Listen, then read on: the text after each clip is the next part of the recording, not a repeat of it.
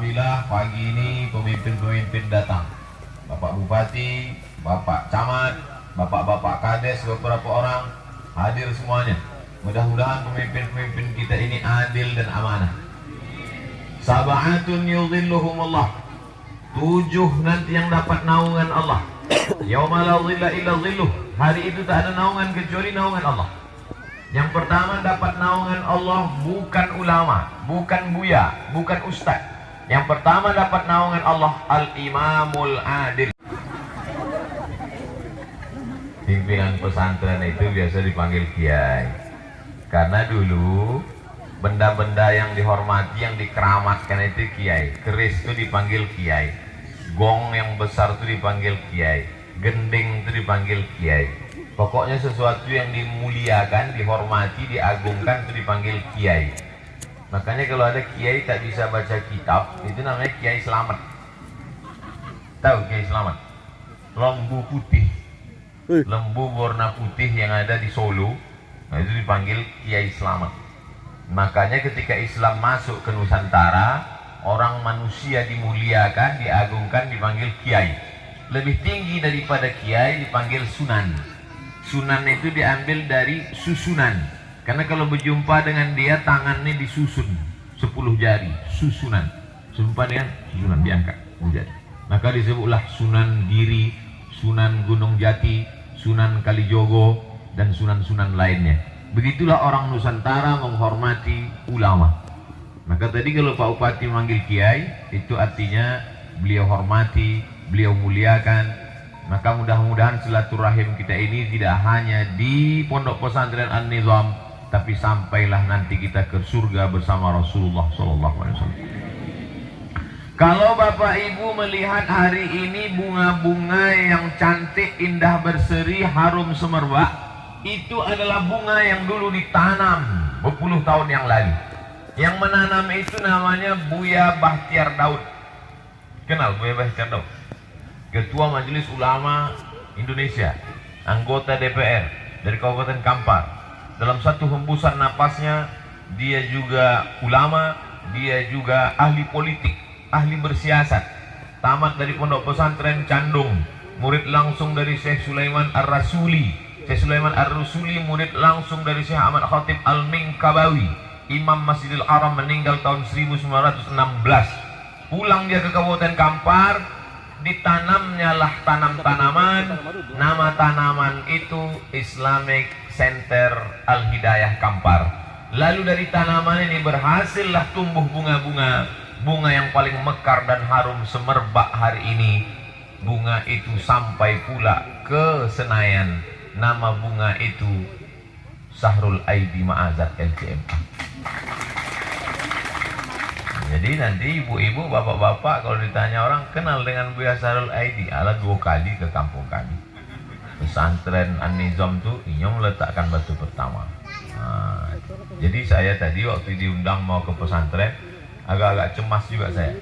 Karena di beberapa tempat saya diminta meletakkan batu pertama, tak siap-siap.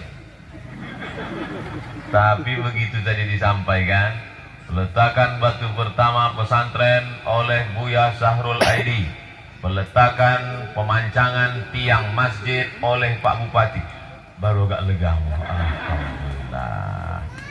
Bapak Ibu yang dimuliakan Allah Subhanahu wa Ta'ala. Kemudian ada satu bunga lagi tumbuh cantik mekar segar yang ditanam oleh Buya Bahtiar Daud. Itulah dia abang kami, Kiai Haji Saidul Tombong. Ambo bagi perkenalan Ambo dengan Bang Saidul ko 3 fase. Fase pertama waktu Ambo sama-sama kuliah di IAIN Susko. Ambo dulu mahasiswa IAIN Susko, angkatan 1996. Ikut bersama Ambo ada beberapa angkatan 96. Waktu Ambo kuliah itu, nama Bang Saidul ko sudah asal dibaca koran kampus ada tulis Saidul Tombong. Nama hariannya Gagasan. Jadi anak UIN, anak IAIN, kalau ke IAIN tolong cari yang lama-lama, yang 96, 97, 98, itu Bang Saidul memang itu pertama. Jadi waktu kami mahasiswa baru, orientasi mahasiswa baru COVID-19. Ini kalau diperturutkan orang takut. Kau yang sibuk bawa COVID-19, datang lo COVID-20, 21, 22. Bapak Ibu yang dimuliakan Allah Subhanahu wa taala, maka kalau ada orang hari ini tak kenal dengan Buya Bakhtiar Daud karena sudah meninggal, ada pondok pesantrennya Islamic Center. Kalau orang tidak tahu pondok pesantrennya, ada alumninya anggota DPR RI. Maka kalau mau dikenang sepanjang zaman tak pernah mati walaupun kita sudah di dalam tanah, adalah seperti yang dilakukan oleh guru-guru dulu. Yang dilakukan oleh Buya Bakhtiar Daud itu mengikut apa? Mengikut gurunya. Karena gurunya ketika pulang dari Makkah mendirikan pondok pesantren, kebetulan ambo ceramah pula di pesantren itu. Itulah dia pesantren Canduang. Nama ulamanya Syekh Sulaiman Ar-Rasuli, tapi orang Minangkabau selalu tidak menyebut nama karena tak hormat. Nang gadang dihimbau gala, nang ketek disabui namo. Maka disabui Inya Canduang. Kalau di Sumatera Barat lah Bang Saidul nih tak disebut orang Buya Saidul, tapi disebut Inya apa sampai Inya Tombang. Saudaraku yang dimuliakan Allah Subhanahu wa taala. Itu pembahasan yang pertama. Ustaz sampai jam berapa menyampaikan ini? Sampai jam 2 boleh. Karena awak jam 2 boleh 29 itu sudah azan Jumat. Kita sholat Jumat. Namun sampai jam 2 boleh, setelah jam 2 boleh nanti ada acara seremonial, peletakan, pemancangan tiang dan lain sebagainya. Bapak Ibu yang dimuliakan Allah, setelah saya bahaskan perkenalan saya dengan Pak Bupati, penghormatan kita dengan Pak Kades, Pak Camat, maka selanjutnya adalah apa yang akan kita lakukan dengan pondok pesantren ini. Pak Bupati sudah menyiapkan jalan, apa nama jalan tadi Pak Bupati? Mix, kamu ingin mixnya, hot mix, hot tuangi, mix itu bercampur. Bapak Bupati dengan kekuasaannya, dengan uangnya, dengan jabatannya. Ambo tak ada kekuasaan, tak ada pura uang. Ambo membawa 100 sak semen. Ambo niatkan untuk almarhum kedua orang tua. Awak tidak ada bisa membalih aku. Jadi Bapak Ibu wakafkan saja semen, kosen, batu, pintu, atap, jendela, kerikil. Sanggup ngasih semen, kasih. Tak sanggup kasih semen, batu bata. Tak kasih sanggup batu bata, dan lebih ketek dari batu bata, batu kerikil. Batu kerikil pun tak jo sanggup, lebih ketek dari kerikil. Pasir pun tak jo, mati je lah. Sebab awak duit kau kan tujuannya untuk beribadah. Cuma kalau awak sedekah itu habis. Asal habis sedekah, habis dimakan dek uang sedekah boleh habis. Tapi kalau wakaf kau tak ada habis. Maka setelah ditogakkan masjid kau, sampai dunia kiamat akan sembahyang orang di masjid iko. Masjid apa namanya Bu ya? Masjid An-Nizam. An-Nizam itu artinya disiplin. Al-haqqu bila nizam yaghlibuhul batil bin nizam. Itu kata Imam Ali. Kenapa kebenaran itu kalah? Kenapa kebatilan bisa menang? Mana Tuhan? Kenapa tak tolong kebenaran? Dijawab oleh Sayyidina Ali. Al-haqqu bila nizam yaghlibuhul batil bin nizam. Kebenaran kalau tidak dengan nizam maka akan kalah. Kebenaran bisa menang kalau dia dengan nizam. Nizamnya sudah ada, sudah dibangun. Apa itu nizam? Disiplin. Alhamdulillah anak-anak kita tadi disiplin. Yang membaca Quran santri, yang membawa acara santri, yang membaca doa santri. Di beberapa tempat pesantren ambo ceramah, warinya melaung-laung suara sampai ke langit ke-7. Rupanya pemain naturalisasi diundang dari luar. Tapi pesantren An-Nizam, lah apa lah mau santri kau ya, bawa PAI. Hari Senin jadi santri. Jadi kalau ada bapak ibu yang mengkritik, kenapa panjang pendek begini, kenapa idgham qalqalah gunnah begini, kenapa bahasa Arab begini, itulah santri. Sampai hari kiamat santri tak pernah sampai kepada kesempurnaan. Mereka adalah proses menuju kesempurnaan. Saya tak pernah mengaku diri saya guru. Saya selalu mengatakan kalau silaturahim ke kiai, ke tuan guru, ke ulama, saya santri yang datang mau belajar. Termasuklah datang ke pesantren An-Nizam ini sedang belajar. Banyak hal yang kita pelajari. Man kharaja fi talabil ilmi, siapa yang keluar rumah dengan niat menuntut ilmu, fa huwa fi sabilillah, maka dia sama seperti orang berjihad fi sabilillah hatta yarji'a, sampai dia pulang ke rumah. Bapak Ibu yang datang hari ini dengan niat menuntut ilmu, maka dia sama seperti orang berjihad fi sabilillah sampai dia pulang ke rumah. Lalu kemudian man salaka tariqan, siapa yang melewati suatu jalan, yaltamisu fihi ilman, di jalan itu dia mengambil ilmu. Ilmu tak terbatas pada kitab kuning, ilmu tak terbatas di ruang kelas, ilmu tak terbatas pada halaqah duduk dengan ulama, tuan syekh, tuan guru. Man salaka tariqan, siapa yang melewati suatu jalan, yaltamisu fihi ilman, diambilnya ilmu di jalan itu, sahalallahu lahu bihi tariqan ilal jannah, dimudahkan Allah jalannya menuju surga. Maka insya Allah kita yang hadir ini undangan terbatas, limited edition. Kalau diundang semua masyarakat berdatangan. Kalau sudah berdatangan sulit untuk ikut protokol kesehatan, hadir pula Pak Bupati, maka bisa menjadi menimbulkan fitnah.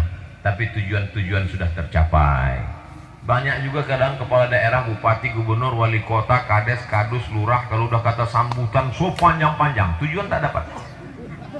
Tapi Pak Bupati Kampar lain, pendek aja, jalan jadi, bangunan selesai. Bapak Ibu yang dimuliakan Allah Subhanahu wa ta'ala, beliau dengan kekuasaan, kita dengan apa? Saya termasuk orang yang tak pandai mendikte, menunjuk-nunjuk orang, tak. Hanya mengimbau saja, hanya mengajak saja. Yang punya kebun sawit, sawitnya banyak berhasil, keluarkan zakat. Boleh zakat untuk pondok pesantren? Boleh. Pendapat siapa itu? Imam Fakhruddin Ar-Razi, meninggal tahun 606. Nama kitabnya Tafsir Al-Kabir. Dikutip pendapat itu oleh Syekh Atiyah Saqar dalam Fatwa Al-Azhar, ulama Azhar, bahwa zakat bisa masuk ke pesantren, dek zakat kok masuk dalam 8 asnaf. Asnaf yang mana Bu ya? Innamas shadaqatu lil fuqara wal masakin wal amilina 'alaiha wal mu'allafati qulubuhum wa fil wal gharimin wa fi innamas shadaqatu lil fuqara wal masakin wal amilina 'alaiha wal mu'allafati qulubuhum wa fil riqab wal gharimin wa fi sabilillah wa ibnis sabil. Masuk yang mana zakat pesantren? Zakat pesantren masuk fi sabilillah. Tapi fi sabilillah itu beli pedang untuk perang. Tapi fi sabilillah itu beli baju besi. Tapi fi sabilillah itu beli granat, beli senapan. Subulullahi katsiratun. Jalan mengagungkan agama Allah ini banyak.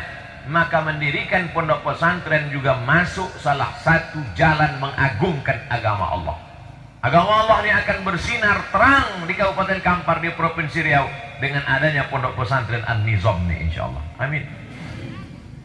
Narkoba merajalela, ditangkap narkoba sampai lebih 1 ton sabu-sabu. Bayangkan itu. Ilmu agamanya akan disalurkan kepada anak-anak kita. Akan ada yang menjadi wartawan nasional menggantikan Bang Karni Ilyas. Amin. Oleh sebab itu ada sesuatu yang mungkin menyakitkan, tapi sampai suatu hari nanti dia menjadi cerita yang begitu indah untuk anak-anakku di masa akan datang. Sesuai janji Yambo, sampai jam 2 boleh. Yambo di total menyampaikan tausiah kau lebih kurang 45 menit. Sampai jam 2 boleh. Nanti awak ada 30 menit acara seremonial, peletakan itu, ini, tepuk tangan, foto, apa lah. Sesudah itu awak siapkan sholat Jumat. Nanti awak sholat Jumat bersama di Sikoh. Dan Ambon diminta menjadi khotib. Mudah-mudahan Jumat barokah awak menjadi orang yang diridai Allah. Amin ya rabbal alamin. Selama menyampaikan ini banyak kata-kata tak berkenan di hati, menyinggung perasaan Pak Bupati, Bapak Anggota Dewan, Bapak Camat, alim ulama, cerdik pandai, Ambo mohon maaf. Sudikah memaafkan Ambo? Alhamdulillah. Terima kasih. Wassalamualaikum warahmatullahi wabarakatuh.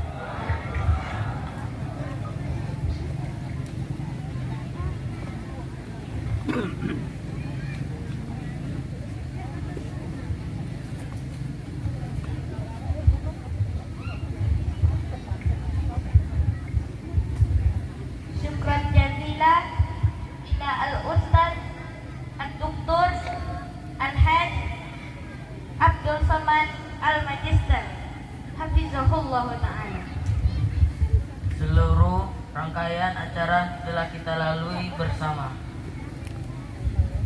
After this ceremony, we will continue with praying Jumat together in this mosque.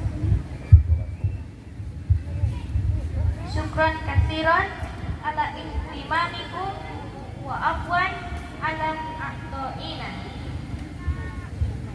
Wassalamualaikum warahmatullahi wabarakatuh.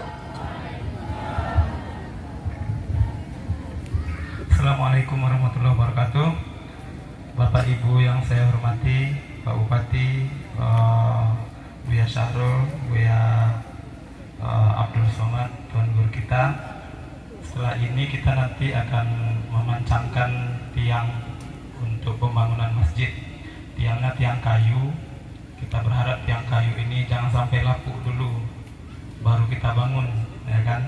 Tiang kayu ini kita pancang, ini hanya sebagai simbol bahwa kita sedang membangun masjid.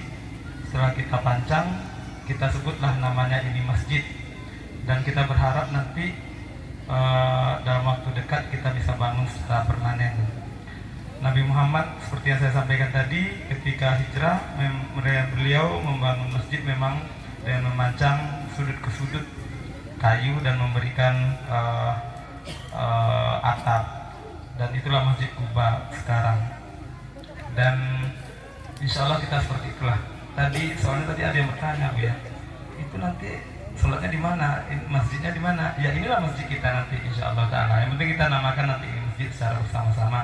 Dan ini Bu ya insya Allah akan menjadi pusat kegiatan bukan hanya pondok pesantren. Dalam waktu dekat, tidak sampai sebulan kami akan membuka kelas khusus tahfiz Al-Quran, tahsin Al-Quran di sini bagi anak-anak kita yang tidak mondok di sini, dan bagi bapak-bapak juga, ibu-ibu yang ingin memperbaiki bacaannya, ya kan, yang ingin menghafal Al-Quran datang ke sini, ya kan. Nanti akan kita buatkan edarannya. Ya pokoknya masjid ini kita maksimalkan lah nanti penggunaannya, ya kan, dari Subara, dari Gunung Sailan, dari Sukamakmur, Makmur Sejahtera, dari Kebun Durian, ya daerah sekitar kita inilah. Nanti kita akan buka kelas khusus untuk tahfizul Quran, ya kan. Nanti guru-guru kita alhamdulillah di sini saya ingin menjelaskan kepada kita, guru-guru kita ada